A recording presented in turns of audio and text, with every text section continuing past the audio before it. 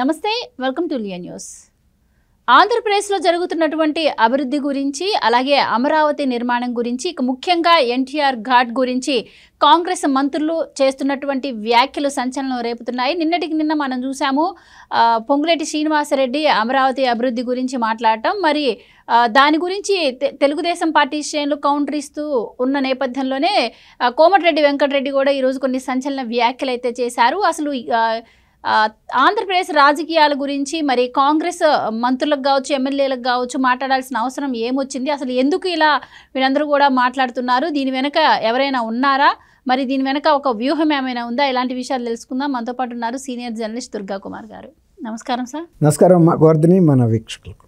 Sir, నిన్న చూస్తే పొంగులేటి శ్రీనివాసరెడ్డి చంద్రబాబు వచ్చిన తర్వాత కంపెనీలు పెట్టుబడులు ఏమీ రావట్లేదు అని చెప్పి ఆయన కొన్ని అమరావతి గురించి కూడా మాట్లాడి కొన్ని మాటలు సంచలన వ్యాఖ్యలు చేశారని అనుకుంటుంటే, మళ్ళీ ఈరోజు కోమటిరెడ్డి వెంకటరెడ్డి గారు కూడా ఎన్టీఆర్ ఘాట్ గురించి మాట్లాడారు అని అంటున్నారు. సో ఏమవుతుంది సార్, అసలు కాంగ్రెస్ మంత్రులకి ఎందుకు ఇలా మాట్లాడాల్సి వస్తుంది? అండ్ రేవంత్ రెడ్డి ఇంత పాజిటివ్గా ఉండి, పక్క రాష్ట్రంతో సఖ్యతగా ఉండి, అలాగే కేంద్రంతో సఖ్యతగా ఉండి కావాల్సినవన్నీ తెచ్చుకొని రాష్ట్రాన్ని అభివృద్ధి పదంలో నడిపిస్తుంటే, అసలు మొదటి నుంచి మనం చెప్పుకుంటున్నాం కాంగ్రెస్లో ఉన్నటువంటి నాయకులకు మధ్య ఎప్పుడూ పొసగదు అని చెప్పి. కానీ ఇప్పుడు వీళ్ళు పక్క రాష్ట్రం గురించి వ్యాఖ్యలు చేయడం, ముఖ్యంగా ఎన్టీఆర్ ఘాట్ గురించి వ్యాఖ్యలు చేయడం, అసలు ఏం జరుగుతుందంటారు? ఏం చెప్తారు? దీని వెనుక వ్యూహం ఏంటంటారు? ఇప్పుడు రేవంత్ రెడ్డి గారి నాయకత్వం గురించి, రేవంత్ రెడ్డి గారు ఒక పాజిటివ్గా తెలంగాణని అభివృద్ధి పదంలో తీసుకెళ్ళటం గురించి ఎవరికి ఎటువంటి సందేహాలు లేవు. ప్రజల్లో కూడా చాలా పాజిటివ్ యాటిట్యూడే ఉంది.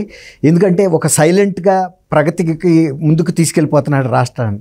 ఇది ఇప్పుడు కొంతమంది మంత్రులకి వాళ్ళ ఐడెంటిటీ క్రైసిస్ వచ్చింది. వాళ్ళ ఉనికికే వాళ్ళు ఒక ప్రశ్నార్థకంగా మారారు. అంటే ఒక మర్రి చెట్టు నీడలో వీళ్ళు ఒక చిరు మొక్కల్లాగా తయారైపోయారు.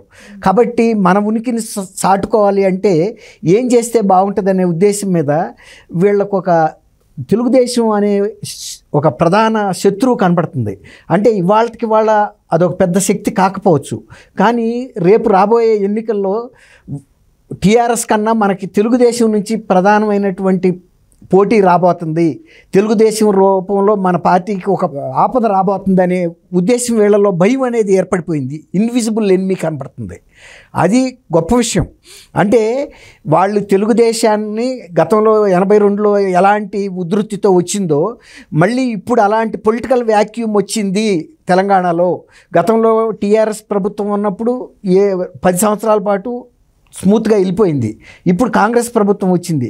కాంగ్రెస్ ప్రభుత్వం మీరు చెప్పారు రేవంత్ రెడ్డి ఒక పాజిటివ్గా వెళ్తున్నాడు. రేవంత్ రెడ్డి పాజిటివ్గా వెళ్తే అది అందరికీ కన్నులు చల్లగా ఏమి ఉండవు. వాళ్ళకి ఏంటంటే మా పరిస్థితి ఏంటి, మా ఉనికి ఏంటి అని చూపించుకోవటం కోసం 2 ప్రధానమైన అంశాలు ఇచ్చారు. అసలు అనవసరమైన అంశాలు, వాటి జోలికి వెళ్ళకూడదు. ఎవరన్నా కనుక కరెంటు లేదనుకుని కనుక ఒక తీగను ముట్టుకుంటే అందులో కరెంటు ఉంటే కనుక ఎలా జరుగుతుందో ఇప్పుడు జరగబోయేది అదే. తెలంగాణలో తెలుగుదేశంకి ఏమీ లేదు, తెలుగుదేశంతో ఆడుకోవచ్చు అనుకుంటున్నారు. అసలు నిజంగా కనుక తెలంగాణలో తెలుగుదేశానికి బలమే లేకపోతే అసలు తెలుగుదేశం గురించి ప్రస్తావన చేయాల్సిన అవసరం వాళ్ళకి ఎందుకు వచ్చింది? ఇప్పుడు మీరన్నట్టు పార్టీ మనకి ఏదైనా ఎదుగుతుంది అనుకున్నప్పుడు, మనకి థ్రెట్ ఉంటుంది అనుకున్నప్పుడు, మీరు అన్నట్టు వాళ్ళ ఉనికిని కాపాడుకోవడం కోసం కొన్ని రాజకీయ పరంగా కొన్ని వ్యాఖ్యలు చేయొచ్చు, అది సహజం. కానీ ఈరోజు కోమటిరెడ్డి గారు చేసినటువంటి వ్యాఖ్యలు అలా అనిపించట్లేదు. స్వయంగా ఎన్టీఆర్ ఘాట్నే తొలగించాలి అన్నారు అంటే అసలు అది ఏ ధైర్యంతో ఆయన అన్నట్టు. గతంలో కూడా మనం చూసాం, చంద్రబాబు గారిని అరెస్ట్ చేస్తే బీఆర్ఎస్ వచ్చి ఇక్కడ ధర్నాలు చేస్తున్నారని చెప్పి ఆ రాష్ట్రంలో అయితే ఈ రాష్ట్రం ఎందుకు చేస్తున్నారు అన్నందుకే ఆ పార్టీ ఎలా అయిపోయిందో ఆ పార్టీ పరిస్థితి మనం చూసాం. సో కోమటిరెడ్డి గారు ఇప్పుడు ఈరోజు ఈ వ్యాఖ్యలు చేయడం సో ఎలా చూడొచ్చు అంటారు? ఫ్యూచర్లో కాంగ్రెస్ పార్టీ పరిస్థితి ఏంటంటే, ఇప్పుడు ఇది పొంగులేటి గారు చేసిన వ్యాఖ్య, కోమటిరెడ్డి గారు చేసిన వ్యాఖ్య 2 వేరువేరుగా చూడక్కర్లేదమ్మా. 2 ఒకటే ఉద్దేశం మీద, ఒకే భుజం మీద నుంచి పేల్చిన తుపాకీలు అయ్యి. తర్వాత లక్ష్యం కూడా ఒకళ్ళ వైపే పెట్టారు. అది తెలుగుదేశం పార్టీ మీద. ఎన్టీఆర్ అంటే నథింగ్ బట్ తెలుగుదేశం. ఎన్టీఆర్ని కనుక ఎవరన్నా అన్నారంటే ఎన్టీఆర్ అభిమానులు తెలుగుదేశం కార్యకర్తలు వేరువేరు కాదు, 2 ఒకటే. ఆల్రెడీ వాళ్ళల్లో స్పందన వచ్చేసింది. ఒక్కసారి వాళ్ళ మనసు గాయపడిందంటే అప్పుడు టీఆర్ఎస్ ప్రభుత్వం కూడా పూర్తి మెజారిటీ మనకుంది, ఎవరినైనా ఏదైనా మాట్లాడవచ్చు. చంద్రబాబు అరెస్ట్ గురించి ఇక్కడ ధర్నాలు చేసేది ఏంటి, మీరు రాజమండ్రి వెళ్ళండి, విజయవాడ వెళ్ళండి, అమరావతి వెళ్ళండి అని వ్యాఖ్యానించాడు.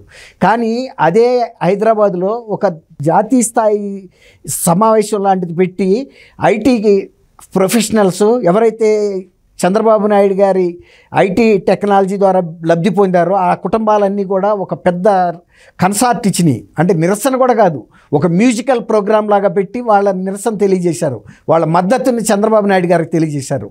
మేము మీ వెనకాల ఉన్నాం, మీరు తగ్గొద్దు, ఎట్టి పరిస్థితుల్లోనూ ఇక్కడ టీఆర్ఎస్ ప్రభుత్వానికి మేము గుణపాఠం చెబుతామని వాళ్ళు చేశారు.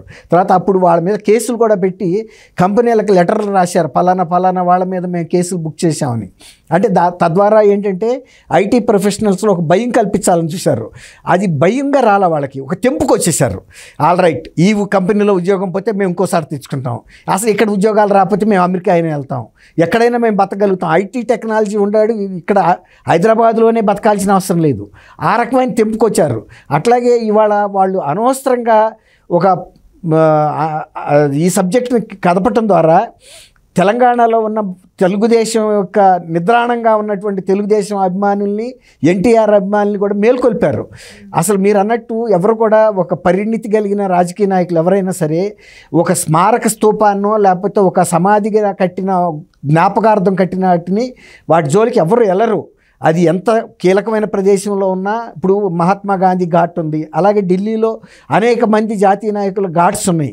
ఇంతవరకు ఢిల్లీ ప్రభుత్వం మరి అనేక డెవలప్మెంటల్ యాక్టివిటీస్ జరుగుతున్న సందర్భంలో కూడా ఏ ఒక్క జాతీయ నాయకుడు ఘాట్ జోలికి వెళ్ళలేదు.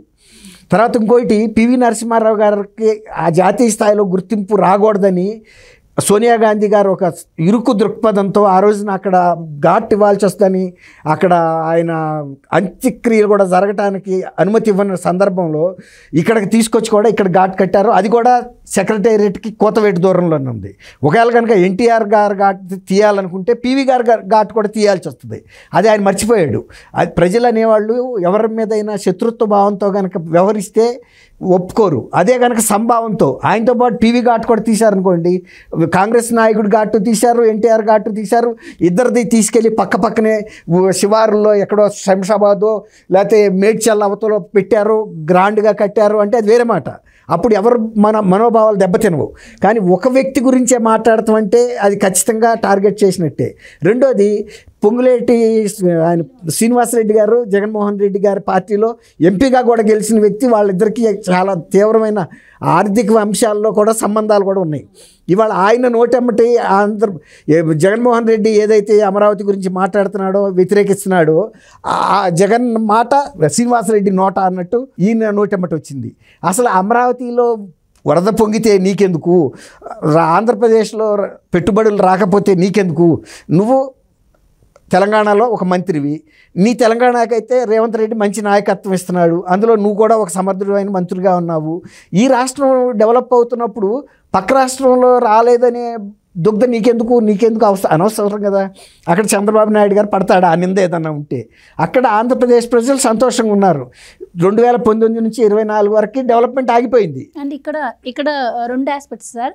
ఒకటి, పొంగులేటి శ్రీనివాసరెడ్డి నిన్న మాట్లాడారు అంటే మీరు చెప్పినట్టు జగన్మోహన్ రెడ్డి గారికి పొంగులేటి శ్రీనివాసరెడ్డి గారికి మధ్య లావాదేవీలు చాలా ఉన్నాయి. సో పొంగులేటి గారిని అడ్డు పెట్టుకొని ఈ మాటలు మాట్లాడిపించారు జగన్మోహన్ రెడ్డి గారు అని చెప్పి నిన్న మనం విన్నాం.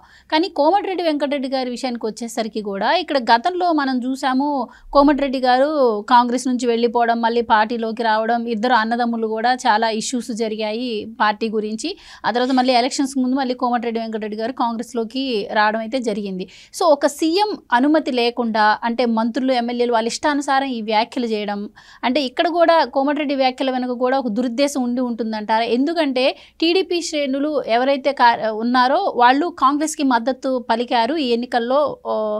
తత్ఫలితమే కాంగ్రెస్ విన్ అయింది అని కూడా అందరికీ తెలిసిన విషయమే. సో వాళ్ళని దూరం చేసేందుకు కూడా, అంటే ఆయనకి ఎలాంటి ముఖ్యమంత్రి పదవి అవి ఇవ్వకుండా రేవంత్ రెడ్డి గారికి ఇచ్చిన నేపథ్యంలో వాళ్ళని దూరం చేసేందుకు కూడా ఇట్లాంటి వ్యాఖ్యలు చేసి ఉండొచ్చు అంటారా? అది కూడా ఉండే అవకాశం ఉంటుందంట. ఖచ్చితంగా. ఇప్పుడు వీళ్ళెవరో యోగులు కాదు, ఋషులు కాదు. ఒకప్పుడు కోమటిరెడ్డి వెంకటరెడ్డి కూడా సీఎం క్యాండిడేట్గా ప్రొజెక్ట్ అయ్యాడు. తర్వాత ఆయన అంతకుముందు పీసీసీ ప్రెసిడెంట్గా ఉన్న ఉత్తమ్ కుమార్ రెడ్డి గారు ఇలాంటి వాళ్ళు చాలామంది, ఒక 3-4 ప్రొజెక్ట్ అయ్యారు చీఫ్ మినిస్టర్స్గా. కానీ అనూహ్యంగా రేవంత్ రెడ్డి గారు, అనూహ్యం కూడా కాదు అసలు, నిజానికి రేవంత్ రెడ్డి గారు పీసీసీ ప్రెసిడెంట్గా అయినప్పుడే ఆయన విశ్వరూపం చూపించాడు, రాష్ట్ర ప్రజలకు చూపించాడు, పార్టీ అధిష్టానానికి కూడా చూపించాడు. వాళ్ళు ఒకటే నిర్ణయానికి వచ్చారు.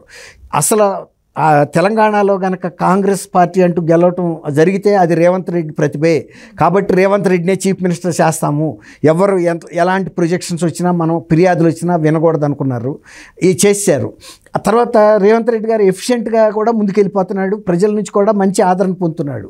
కాబట్టి వీళ్ళు ఏంటంటే ఏదో ఒక రకంగా తమ ఉనికిని చూపించుకోవాలి. అవసరమైతే పార్టీ పోయిన కాంగ్రెస్లో ఉన్న పెద్ద జాడ్యం ఏంటంటే వాళ్ళు అధికారం కోల్పోయినా పర్వాలేదు కానీ ఇతరులు ఎవడన్నా పైకి వస్తే వాళ్ళు చూడలేరు. అదే పరిస్థితి మళ్ళీ ఇప్పుడు కనపడుతుంది. గతంలో కూడా ఇది జరిగింది. ఎక్కువ కూడా కాంగ్రెస్ దెబ్బతిన్న కారణం శాబటేజే, అంతర్గత కుమ్ములాట్లే. ఇప్పుడు ఇది కూడా అంతర్గత కుమ్ములాట్లో ఒక ఫైనెస్ట్గా జరుగుతుంది. ఎన్టీఆర్ ద్వారా ఇష్యూని లేపటం ద్వారా గతంలో టీఆర్ఎస్ ఎలాంటి రుచి చూసిందో చంద్రబాబు నాయుడు గారు అరెస్ట్ విషయంలో స్పందించి రాంగ్గా స్పందించి, అలాగే ఇప్పుడు ఎన్టీఆర్ విషయంలో కూడా ఎన్టీఆర్ అనేది తెలుగుదేశం అనేది కంటికి కనపడని శక్తి తెలంగాణలో ఉంది. ఎక్కువ బీసీ వర్గాల్లో ఉంది, గ్రామీణ ప్రాంతాల్లో ఉంది. ఎందుకంటే ఎన్టీఆర్ గారు పెట్టినటువంటి గ్రామాధికారుల వ్యవస్థ రద్దు అనేది ఇప్పటికీ కూడా తెలంగాణలో మర్చిపోలేరు. ఇది సబ్సిడీ బియ్యం, జనతా వస్త్రాలు కానీ, తర్వాత ఎన్టీఆర్ గారు తీసుకొచ్చినటువంటి మండల వ్యవస్థ కానీ అది ఎక్కువ బెనిఫిట్ అయింది తెలంగాణలో. ఎందుకంటే అంతకుముందు ఒక ఫ్యూడల్ కుటుంబాలు మాత్రమే ఉండేవి రాజకీయాల్లో. ఎప్పుడైతే మండల వ్యవస్థ వచ్చిందో బీసీలకి బాగా బలం చిక్కింది. ఒక్కొక్క సమితి 6-7 మండలాలుగా వచ్చినాయి. అందులో బీసీలు కూడా మండలాధ్యక్షులు అయ్యారు. ఆ విధంగా కనపడని బలం ఉంది. కాబట్టి ఈ వేళను కనుక కెలికితే రేపు కాంగ్రెస్ ప్రభుత్వంకి ఒక ఎదురు ఇప్పుడు టీఆర్ఎస్కి ఏ గుణపాఠం జరిగిందో కాంగ్రెస్కి కూడా జరుగుతుందనే ఒక దుర్బుద్ధి కూడా ఇందులో ఉందనేది గమనించాలి. ఎందుకంటే అసలు నిజానికి అట్లా అనుకుంటే అంబేద్కర్ గారి విగ్రహం కూడా అక్కడే పెట్టారు. అంబేద్కర్ గారి విగ్రహం గురించి ఎందుకు ప్రస్తావించాలి పోనీ, దీంతోపాటు అంబేద్కర్ విగ్రహాన్ని ఎన్టీఆర్ గారి ఘాట్ని రెండూ కదుపుతామంటే అది ఒక మాట. అంబేద్కర్ గారి జోలికి వెళ్ళే పరిస్థితి ఆయనకి లేదు, దీన్ని మాట్లాడాడు. అట్లాగే పివి నరసింహారావు గారితో కూడా కలిపి జాయింట్గా మేము ఎక్కడైనా పెడతామంటే ఆయన సద్బుద్ధిని మనం అర్థం చేసుకోగలం. ఇప్పుడు ఏంటంటే ఈయన ఎన్టీఆర్ గారి భుజం మీద పెట్టి రేవంత్ రెడ్డిని కాల్చడానికి జరుగుతున్న ప్రయత్నం అని మనం అనుకోవాలి ఖచ్చితంగా. Right sir, thank you so much. Thank you Govardhani, మన వీక్షకులకు కూడా.